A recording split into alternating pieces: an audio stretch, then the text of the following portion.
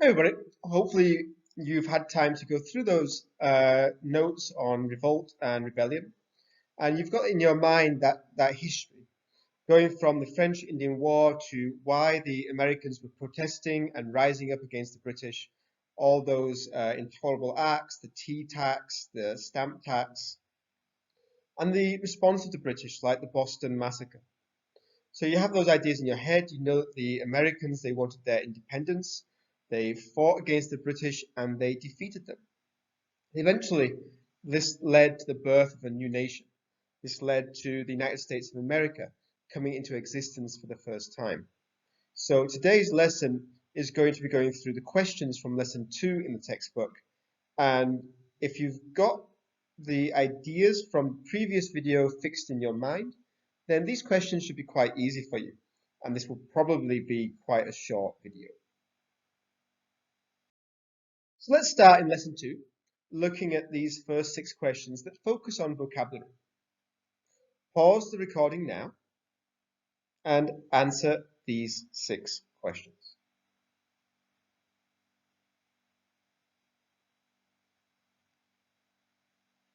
Have you finished? Have a look then. Number 1. Colonists protested the Stamp Act by refusing to buy British. Well, they're going to buy something, so it must be something that you can buy. The only thing here that you can buy are exports. The colonists refused to buy exports, things that were sold by the British to another country. Parliament something the Stamp Act in 1766. So when we're talking about a law, you make a law or you cancel a law.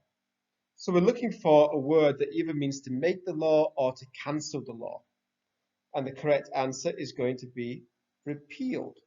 Parliament, the UK government, repealed the Stamp Act in 1776. Now, number 3, each colony had its own what that made laws for its people. Now, making law, this is the job of a government. So we're looking for a word that means government. I think the best one that we can see is going to be legislature. A legislature is the branch of government where people make the law.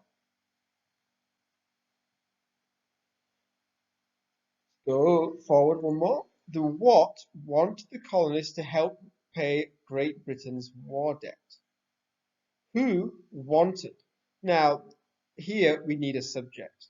So appeasement is the act of making somebody happy. Boycott is the action of refusing to buy. The Prime Minister was the leader of Britain. So the correct answer is going to be the Prime Minister. US Native American policy prior to the War of 1812 was one of, and the correct answer is going to be appeasement.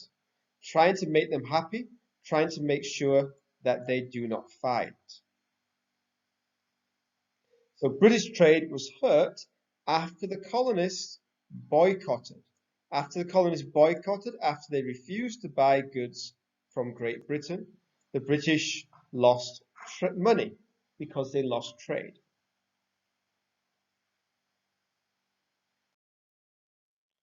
Okay, let's go to the next 4 questions. These are a bit longer. I want you to take your time, try to think about the answers, and pause the recording now. Continue when you have finished these 4 questions.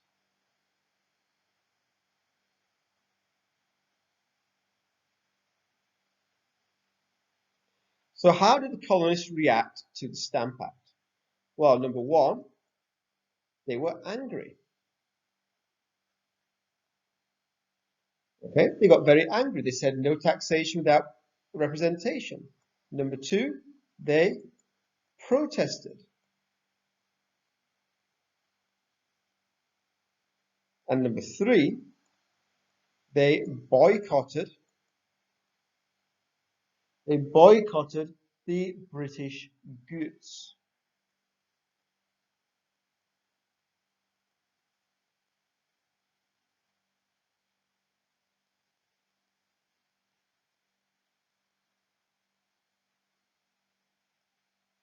Number 8, what role did Thomas Jefferson play in the American Revolution?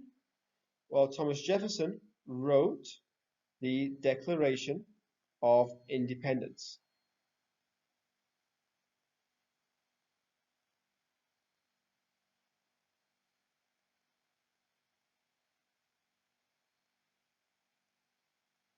Number 9, which detail from the article supports the author's opinion of George Washington as a wise and patient man?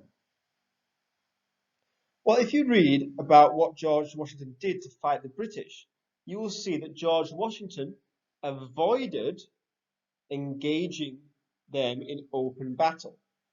He avoided engaging them in open battle. He wanted to conserve his strength. Now, if he wasn't patient, he might have taken all his troops and gone to fight the British. But the British had so many more guns, so many more soldiers, that the Americans would have lost. So instead, George Washington was waiting to find the best time to attack. When you come back to school, we'll watch a movie called The Patriot. And in The Patriot, you'll see how the Americans used to fight the British. If there was a swamp or a small river in the forest, they might hide in the swamp or the river. And when the British were marching past, they would jump out, take them by surprise, and shoot them, and then steal their guns and supplies. By doing things like that, they could defeat small numbers of British, they could make the British afraid, and they could grow in strength by taking their supplies. Number 10. The author stated that the Articles of Confederation were ratified. It soon became clear a strong central government was needed. Why did they need a strong central government? Number 1, for trade. If every state was independent, it was very difficult to trade. They had different currencies. They had different goals. Number 2, for defense or for military. If every state was independent, that meant every state had their own militia or their own army. So there was no American army to protect America against other countries. Remember, Spain still controlled Florida in the south, and France still controlled the Louisiana area before the Louisiana Purchase in 1803. So they were surrounded by the British, the French, and the Spanish. Who would defend America? If every colony was independent, they could decide if they were going to fight or not. And they could fight each other as well and cause extra trouble. So both for trade and for defense, the Articles of Confederation were very weak. It was clear that America needed to have a strong central government.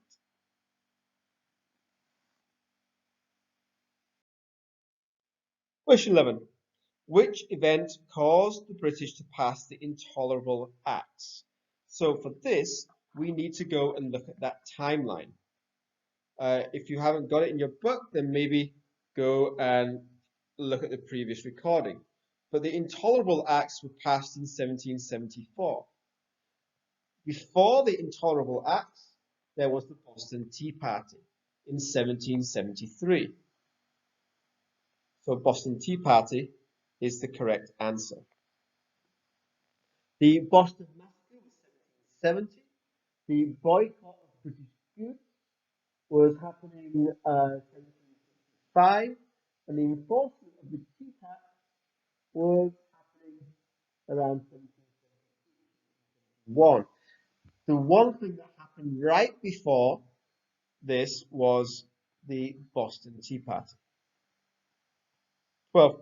When discussing the Native Americans' rights, which word from the article implied that the author is biased towards the Native Americans? Well,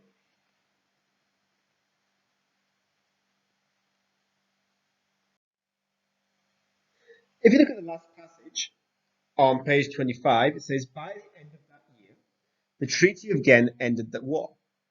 Neither side gained anything, and the Native Americans were restored their rights? No. It says the Native Americans were supposedly restored their rights. Why does he use the word supposedly? It's an adverb. It means it was supposed to happen, but in reality, it did not happen. So the supposedly is showing that the American government cheated the Native Americans. They agreed that they would give them their rights and their possessions, but the American government cheated. They refused to do what they had promised to do. So this is a clue that he is biased in favor of the Native Americans. So the correct answer is C. Who were the actual losers in the War of 1812? Well, it's said that neither side gained anything. The British and the French, sorry, the Americans and the British did not gain anything. They also didn't lose anything. Actually, the French were not involved, so we can take away answer A. So was it the Americans or the British? But it says neither gained anything. But it also says it was a turning point for the US Indians. The Native Americans had fought the British and the French, and so after the War of 1812, lines from the bottom of the paragraph, after the war, the United States got to the party of removal. They negotiated over 200 treaties that resulted in Native Americans losing their land. They removed the Native Americans from their land because the Native Americans had supported the British. So the real losers of the War of 1812 were the Native Americans. Number 14. What are your thoughts on the concept of manifest destiny? Do we still see traces of it today? Well, you might think that this idea of God wanting them to control East Coast to West Coast is good. You might think that America is a Christian country. You might. You might also think that the people were using the name of God to get what they wanted.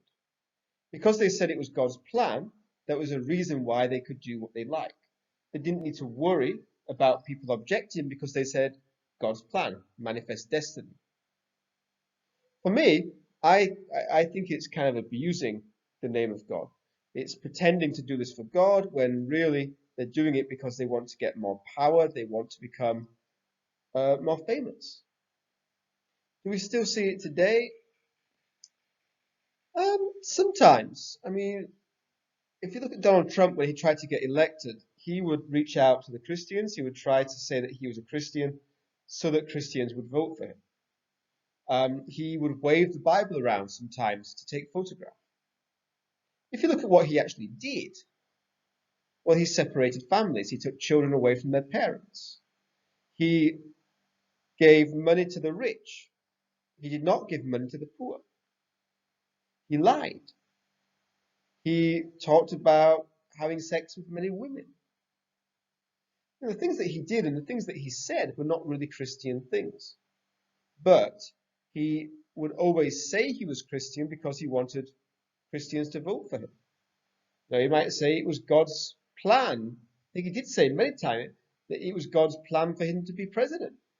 Well, we might see that idea of manifest destiny because it's a very powerful idea.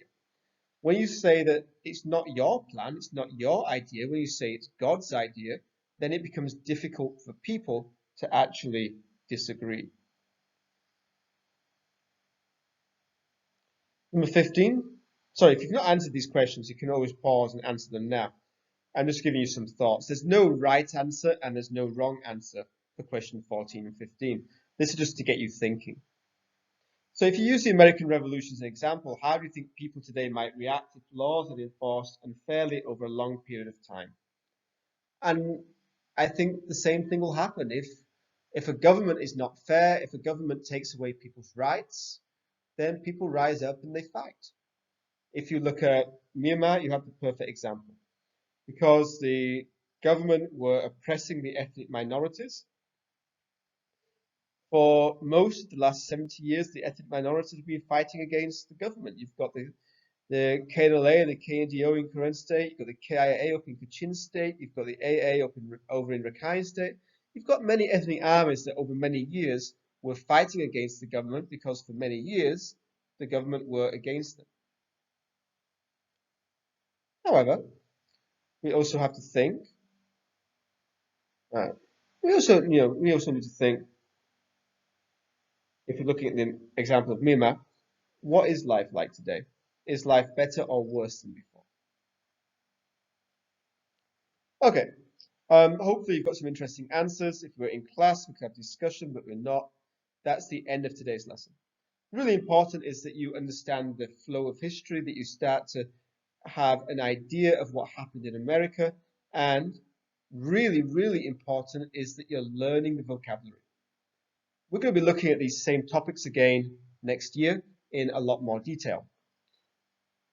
Most important right now is that you learn the story of the history and you learn the vocabulary, so that next year when we go in more detail and we start to answer GED style questions, you'll find it much easier. But that's it for today. Wassalamu alaikum.